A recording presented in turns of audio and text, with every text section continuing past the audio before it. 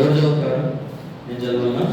ఐగుప్తులోకి యాకోబు వచ్చిన ఇశ్రాయేలుల పేర్లు ఏమనగా రూబేను, సీమోను, లేవి, యూదా, ఇస్కారు, జెబులూను, బెన్యామీను, దాను, నఫ్తలి, గాదు, ఆషేరు. వీరిలో ప్రతివారు తన కుటుంబంతో వచ్చెను. కాబట్టి ఎక్కడికి వచ్చారు అని అంటే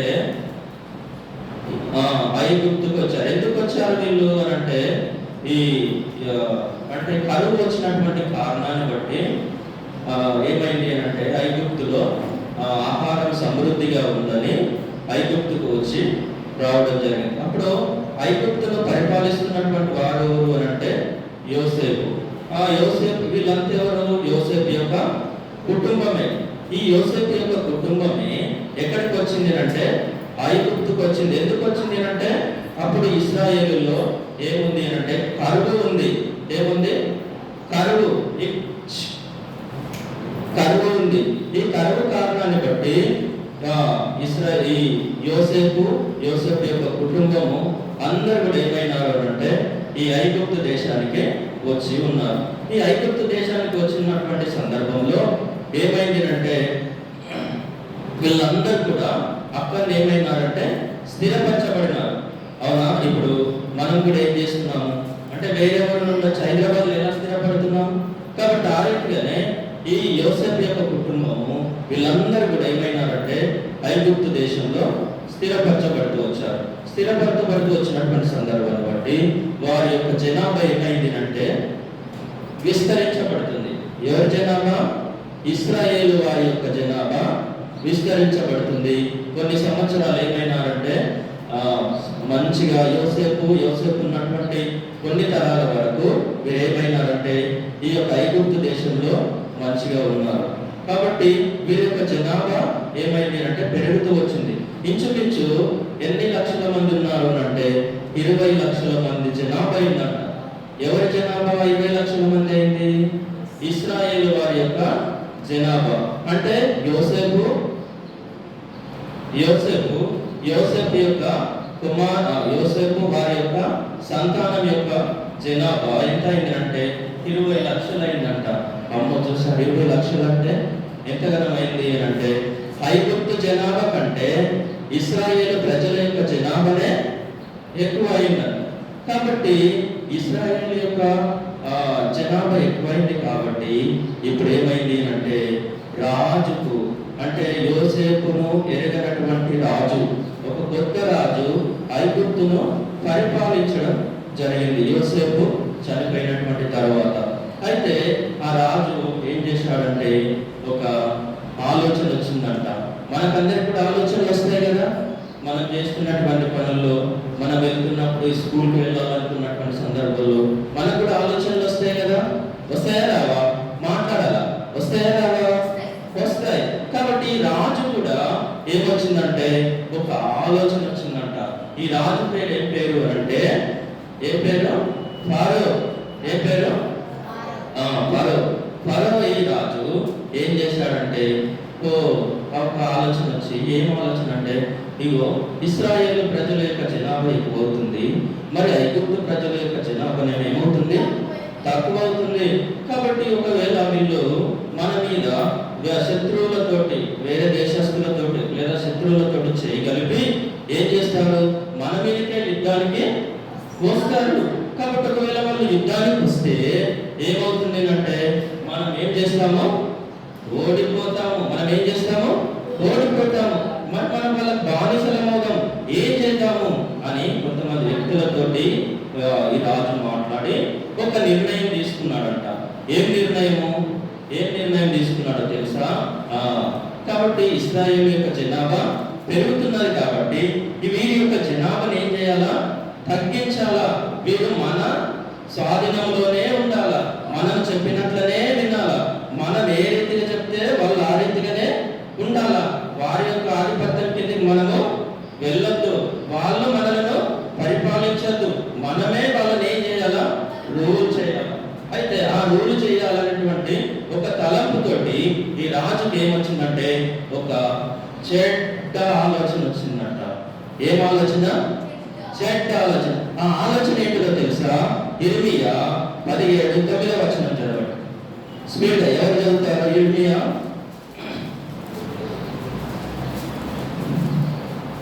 ఎవరు చదువుతారు? పెద్దవాళ్ళు అయినా సహాయం చేయొచ్చు. హృదయము అన్నిటికంటే మోసకరమైనది, అది ఘోరమైనటువంటి వ్యాధి గలది, దాని నుండి విడిపించగలవాడు ఎవడు? కాబట్టి మనందరికి కూడా ఆలోచనలు వస్తాయి కదా, మనకు కూడా ఆలోచనలు వస్తాయి. ఏం ఆలోచనలు వస్తాయి? మంచి ఆలోచనలు వస్తాయా, చెడు ఆలోచనలు వస్తాయా? కాబట్టి దేవుని పిల్లలకి ఏమొస్తాయంటే మంచి ఆలోచనలు వస్తాయి. సాయితాన బిడ్డలకు ఏం ఆలోచనలు వస్తాయి? సైతాన్ ఆలోచనలే వస్తాయి. ఇప్పుడు మరి ఈ ఫరో దేవుని బిడ్డనా, సైతాన్ బిడ్డనా? కాబట్టి దేవుని నమ్మనటువంటి, దేవుని గుర్తెరగనటువంటి ఈ యొక్క రాజు ఏం చేసిందంటే దేవుని పిల్లలను ఏదో ఒక రీతిగా ఏం చేయాలి? చిన్న పిల్లలను చంపాలని. మరి ఎలా చంపాలనుకున్నాడు అంటే ఒక ఆలోచన చేసుకొచ్చాడు. కాబట్టి ఇశ్రాయేలీయులు జనాభా తగ్గాలి అంటే ఏం చేయాలంటే పుట్టబోయేటటువంటి ప్రతి కుమారుణ్ణి ఏం చేయాలా? చంపాలా, లేదంటే నదిలో పారవేయాలా. ఆడపిల్లలను మాత్రమే ఏం చేయాలా? బ్రతికించాలా. కాబట్టి ఇది మంచి ఆలోచన, చెడ్డ ఆలోచన? చెడ్డ ఆలోచన. అందుకొరకే పేతురు గ్రంథంలో ఈ రీతిగా రాయబడుతుంది కదా, ఏమని అంటే నరహంతకులు, వ్యభిచారులు. కాబట్టి వీళ్ళందరూ కూడా ఎక్కడికి వెళ్తారు అంటే మండు గుండంలోనికి వెళ్తారు. కాబట్టి హృదయంలో వచ్చేటటువంటి చెడ్డ ఆలోచనలు కానీ, వ్యభిచారం కానీ, పాపం కానీ, తర్వాత నరహత్య చేయాలనేటువంటి ఆలోచన, అది దేవునికి ఇష్టమైనటువంటి పనా? నరహత్య చేయడం దేవునికి ఇష్టమైనటువంటి పనా? కాబట్టి దేవునికి ఇష్టమైనటువంటి పని కాదు. కానీ ఈ రాజు ఏం చేశాడంటే దేవునికి ఇష్టం కానటువంటి ఒక దురాలోచన కలిగి ఉన్నటువంటి వాడు. కాబట్టి ఈ రాజు ఏం చేశాడంటే ఆ దురాలోచన, ఆ కఠినమైనటువంటి నిర్ణయాన్ని తీసుకున్నాడు. కానీ దేవుడు ఎవరిని ప్రేమించాడో తెలుసా? ఎవరిని ప్రేమించాడు? ఎవరిని ప్రేమించాడు? ఇశ్రాయేలు ప్రజలను ప్రేమించాడు. కానీ ఎవరిని ప్రేమించాడు? చిన్న పిల్లలను ప్రేమించాడా కదా? చిన్న పిల్లలను నా దగ్గరికి రానియండి, ఇలాంటి వారే పరలోక రాజ్యం. కానీ పెద్దవాళ్ళని పరలోక రాజ్యం అని చెప్పినాడా? చెప్పలేదు. ఎవరిని పరలోక రాజ్యం అన్నాడు? చిన్న వాళ్ళకి పరలోక రాజ్యం అన్నాడు, కానీ పెద్దవాళ్ళకి పరలోక రాజ్యం అని చెప్పలేదు. కానీ చిన్న పిల్లలను ఎంత ప్రేమించినాడంటే దేవుడు ఎంతో ప్రేమించినాడు. ఎంత ప్రేమించినాడు? దేవుడు లోకమును ఎంతో ప్రేమించినాడు. కాబట్టి పిల్లలను కూడా ఏం చేశాడంటే ఎంతో ప్రేమించినాడు. ప్రేమించినటువంటి ఈ చిన్న పిల్లలను ప్రేమించినటువంటి దేవుడు ఈ యొక్క పిల్లలను ఏం చేయాలనుకున్నాడంటే ఈ దుష్టుడైనటువంటి ఈ రాజు ఏం చేయాలనుకున్నాడంటే చంపాలనుకున్నాడు. ఇప్పుడు మరి ఒకవేళ చిన్న పిల్లలను చంపాలంటే మరి బాధ ఉంటుందా? తల్లిదండ్రులకు సంతోషం ఉంటుందా? మరి అక్క చెల్లెళ్ళకు బాధ ఉంటుందా? సంతోషం ఉంటుందా? మీకు సంతోషం ఉంటుంది కదా, మీకు సంతోషం ఉంటుంది కదా. లాస్ట్ నీకు సంతోషం ఉంటుంది కదా. అవునా? ఆయనకి సంతోషం ఉంటుంది అంట. చూడండి, అంటే చిన్నపిల్లలను చంపేస్తే ఆయనకు సంతోషం అంట. సంతోషం అమ్మ చిన్నపిల్లలను చంపడము కాదు. కాబట్టి చిన్నపిల్లలను ఏం చేయాలంటే చంపేయద్దు. కాబట్టి ఇప్పుడు ఏం చేశాడంటే ఈ రాజు ఎవ్రీ స్త్రీలు ఉంటారన్నమాట. ఎవరు అంటే పూయ, తర్వాత సీపా అనేటటువంటి ఇద్దరు. వీళ్ళెవరు అనంటే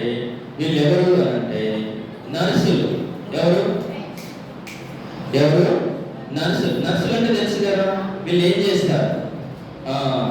డెలివరీ అయ్యేటటువంటి సమయంలో వీళ్ళందరూ ఉండి డెలివరీ చేస్తారు. వీళ్ళు ఎవరు అంటే ఎబ్రీ స్త్రీలు. కాబట్టి రాజు ఏం చేశాడంటే ఎబ్రీ స్త్రీలకు ఇశ్రాయేలు ప్రజల్లో ఎవరైతే డెలివరీ అవుతారో, ఎవరైతే కనుక్కున్నారో, ఎవరైతే డెలివరీ అవుతారో ఆ పిల్లలను, మగ పిల్లలను ఏం చేయాలా? చంపేయాలా.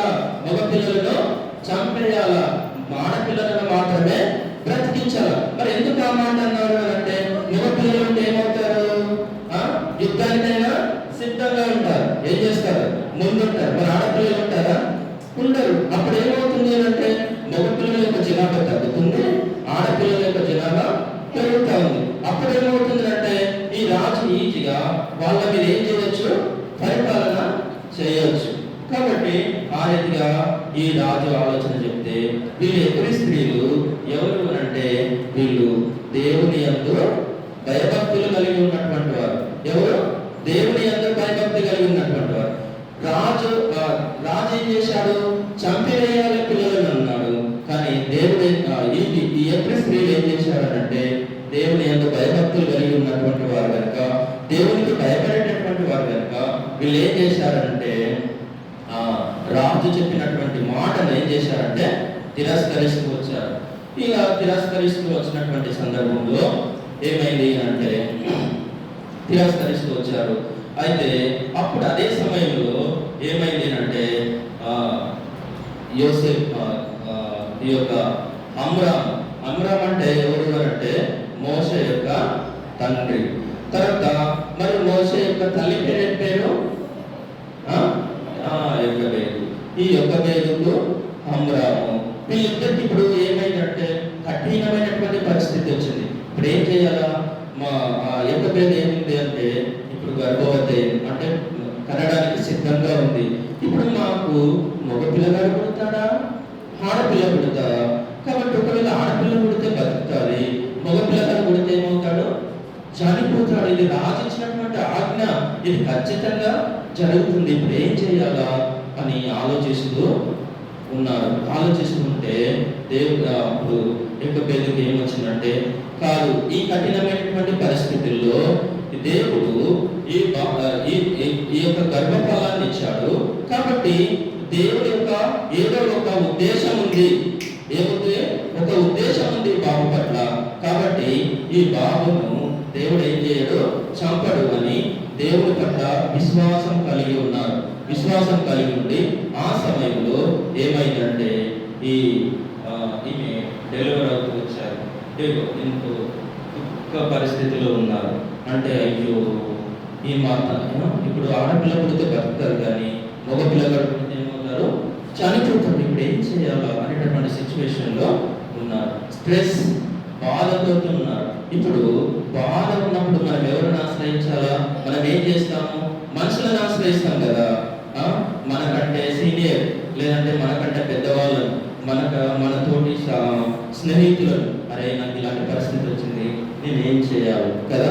కాబట్టి వీళ్ళు ఎవరిని ఆశ్రయించారు అంటే దేవుణ్ణి ఆశ్రయిస్తూ వచ్చారు.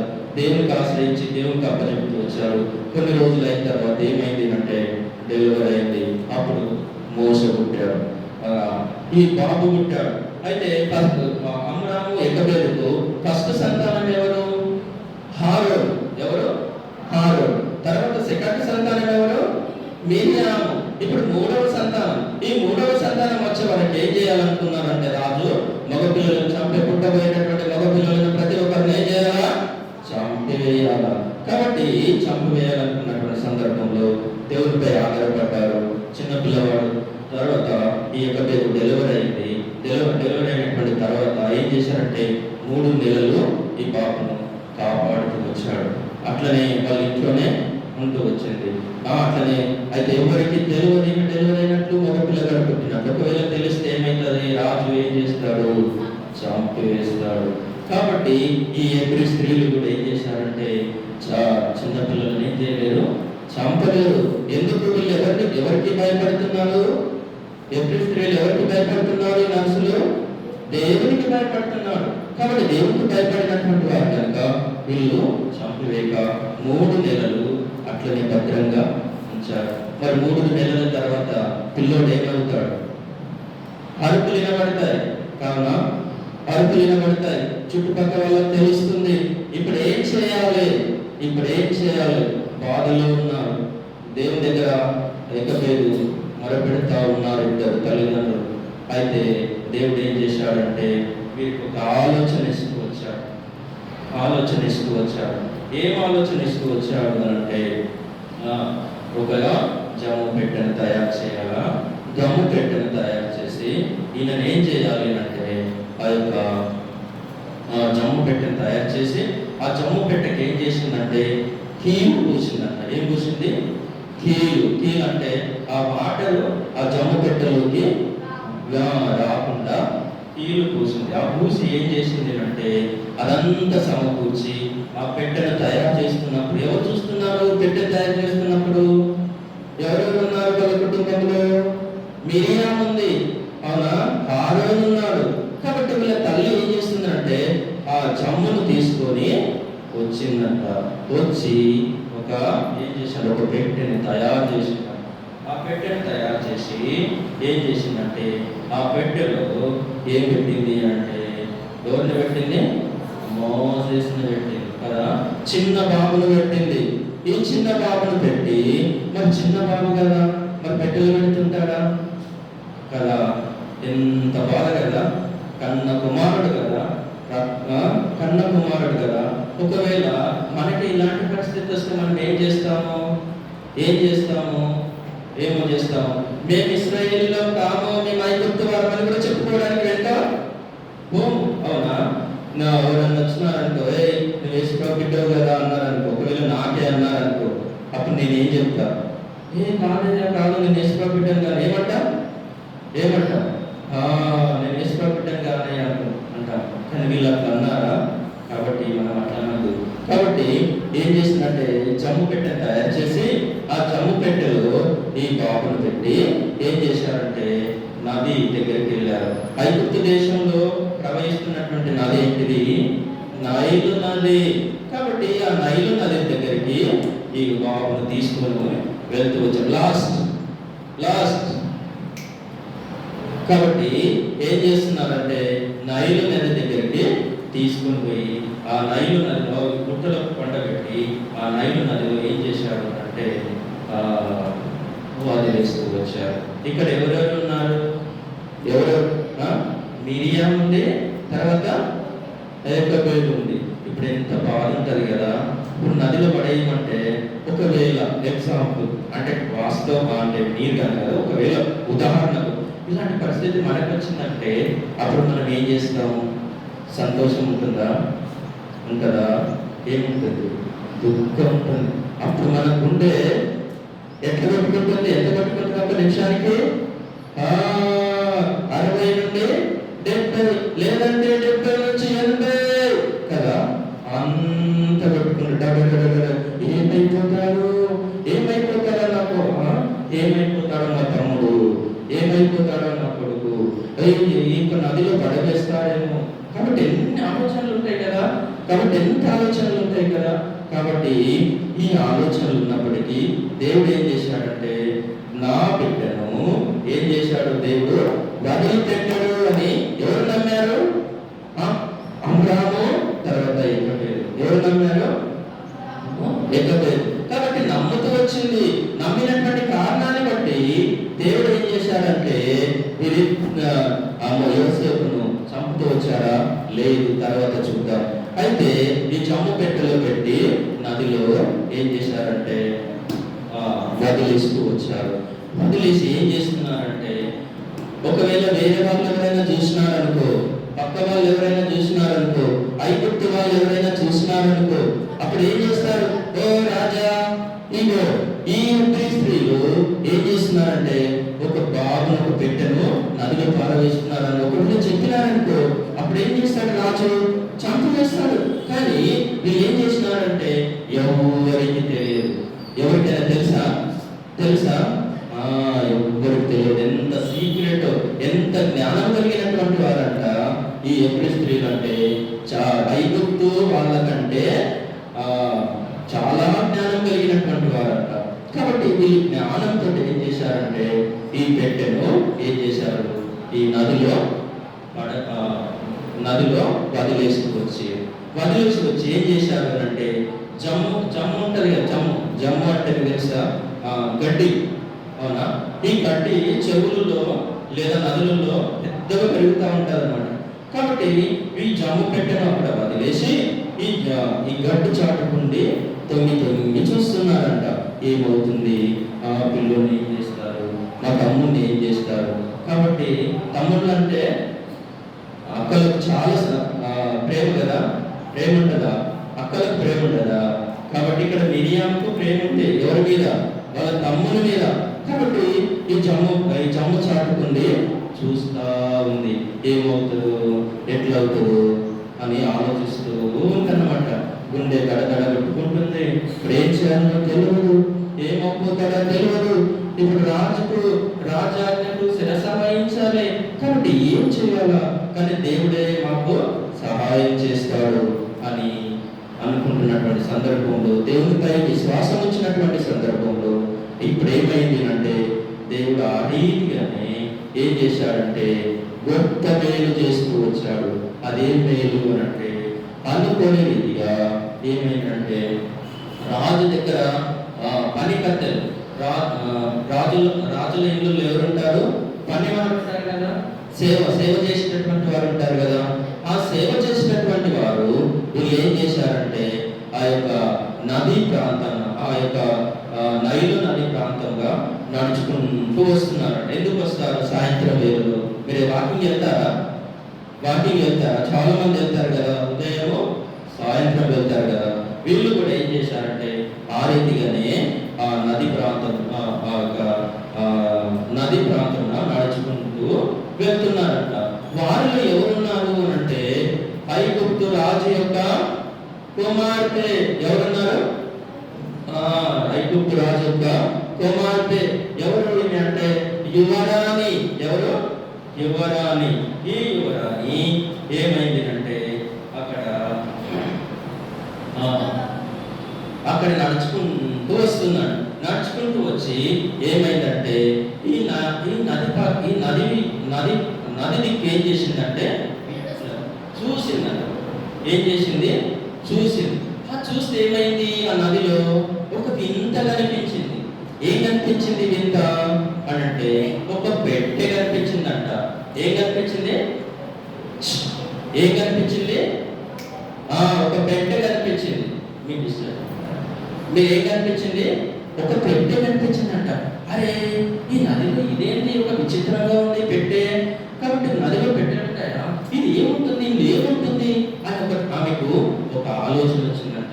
ఆలోచన వస్తే ఏం చేసిందంటే, తన దగ్గర ఉన్నటువంటి పనికత్తెలు ఉన్నారు కదా, ఆ పనికత్తెలకు వెళ్ళి ఏం చేసిందంటే, ఆ నదిలో కనిపిస్తున్నటువంటి ఈ పెట్టెను తీసుకొని రండి. ఏ పెట్టెను? ఈ పెట్టెను తీసుకొని రండి అని అంటే, ఓ పనికత్తె ఏం చేసిందంటే, ఆ పెట్టెను తీసుకొని పరుగున వెళ్ళి ఆ పెట్టెను తీసుకొని వచ్చింది. వచ్చి ఒడ్డున పెడుతూ వచ్చింది. అప్పుడు ఒడ్డున పెడుతూ వచ్చినప్పుడు ఎవరు చూస్తున్నారు?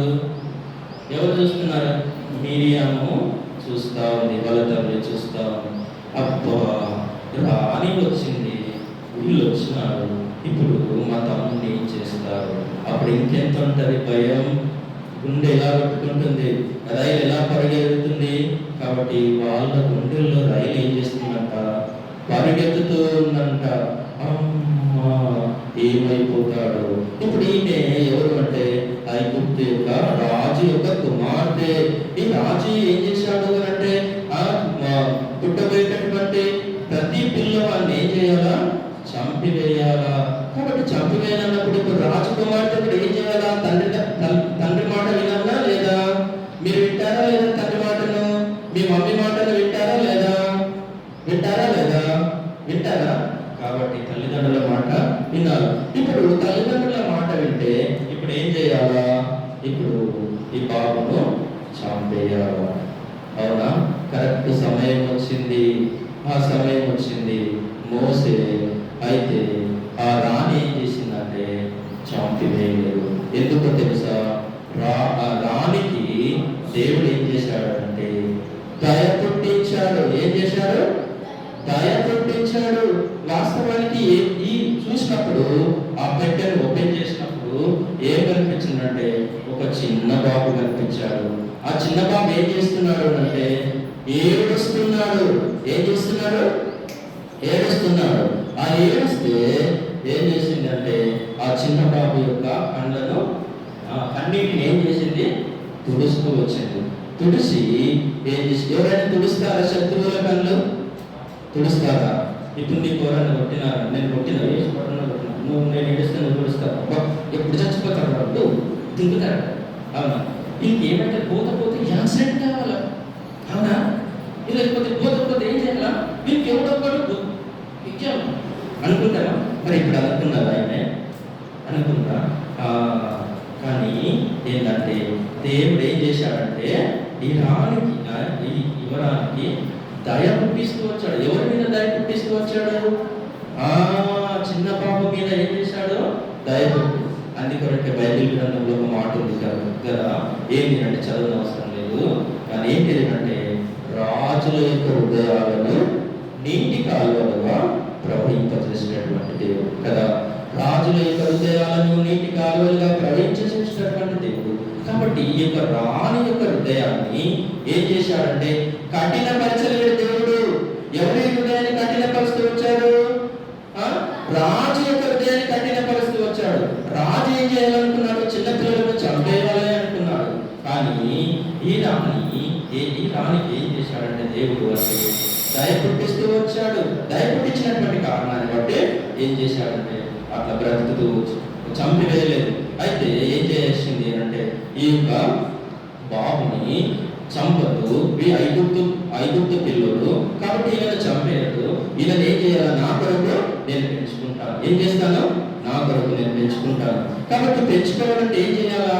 ఎవరైనా పెంచేవాళ్ళు కావాలి కదా. మరి పెంచేవాళ్ళు కావాలంటే ఎవరు కావాలా?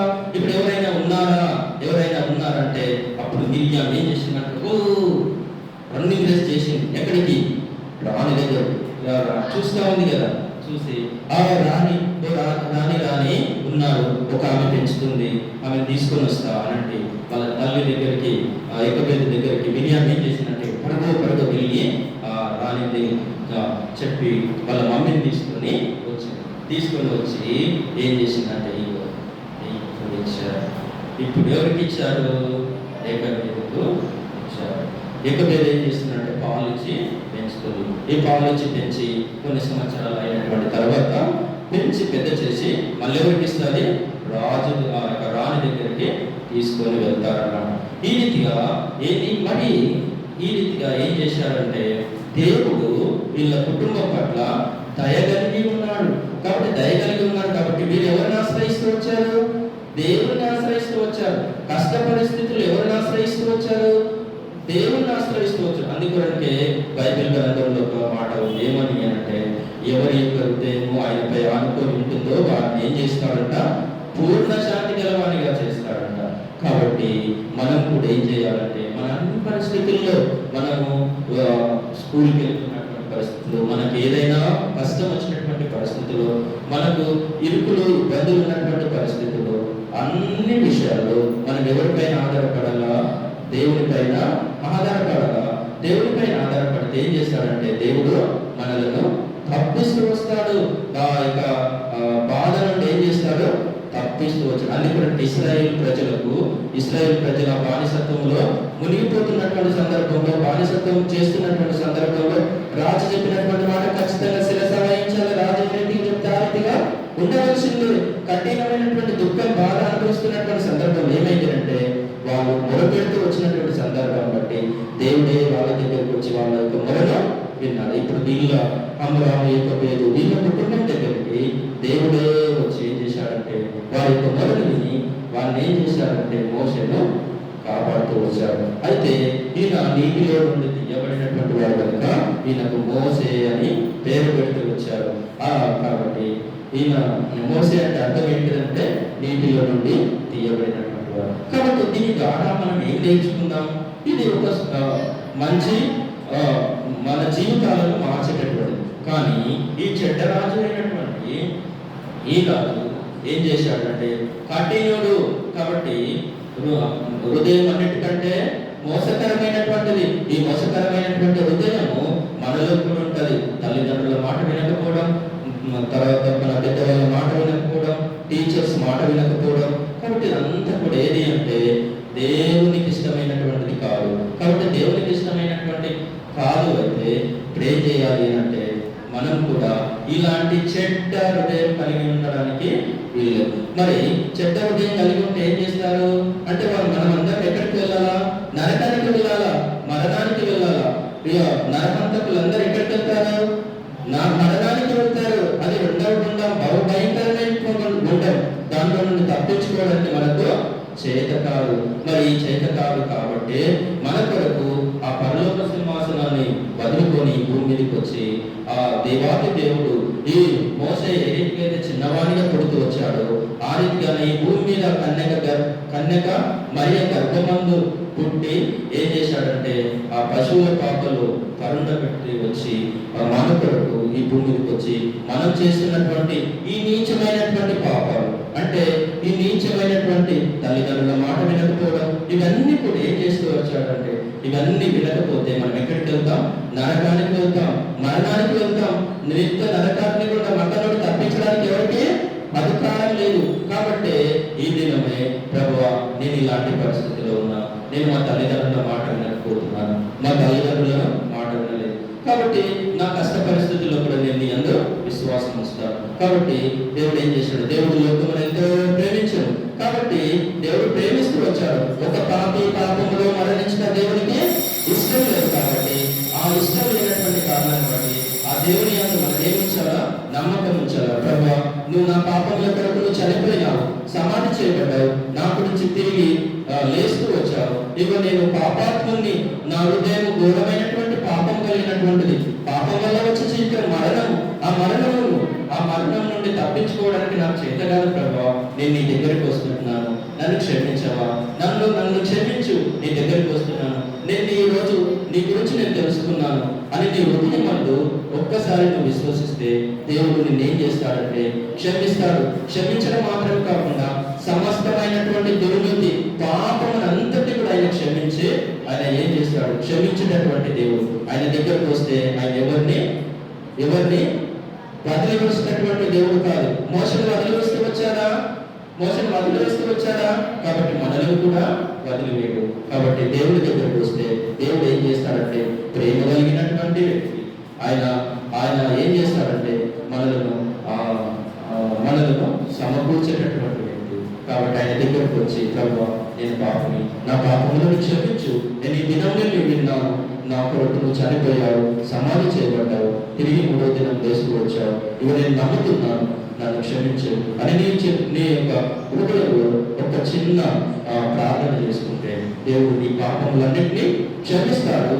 ఆయన రాజ్యానికి చేస్తావు, ఆయన బిడ్డలవుతావు. తనెందరూ అంగీకరించులో తన నామందు విశ్వాసం ఉంచి వారందరికీ దేవుని పిల్లల అధికారంలో దేవుడు అనుగ్రహిస్తూ వస్తాడు. కాబట్టి చిన్నపిల్లలను ప్రేమిస్తూ వచ్చాడు. ఆ ప్రేమించినటువంటి దేవుడు నీకు కావాలా? కాబట్టి ఆ ప్రేమించినటువంటి దేవుణ్ణి నువ్వు ఈ స్థలం నుండి వదిలేసి వెళుతావా? ఆ ప్రేమించినటువంటి వ్యక్తిని నీవు దేవులను చేర్చుకుంటావా? ఇదే లాస్ట్ సమయం కావచ్చు, ఈ రోజు చివరి సమయం కావచ్చు, ఇంకా నెక్స్ట్ ఒక క్షణంలో ఏం జరుగుతుందో ఎవరికి తెలియదు, ఏమవుతుందో తెలియదు. కాబట్టి ఉన్న పాటన దేవా నీ సన్నిధికి వస్తున్నాను, నా పాపం క్షమించు, నీ దగ్గరకు వస్తున్నాను, నా పాపం అంతటినీ క్షమించు, నీ బిడ్డగా చేసుకో. నేను ఒకవేళ చనిపోతే నీ దగ్గరికి నేను వస్తున్నాను, నన్ను క్షమించాను. దేవుని దగ్గర క్షమాపణ అడిగితే దేవుడు ఏం చేస్తాడంటే క్షమిస్తాడు, ఆయన బిడ్డగా చేసుకుంటాడు. దేవుడి వాక్యాన్ని దీవించుకుంటాడు.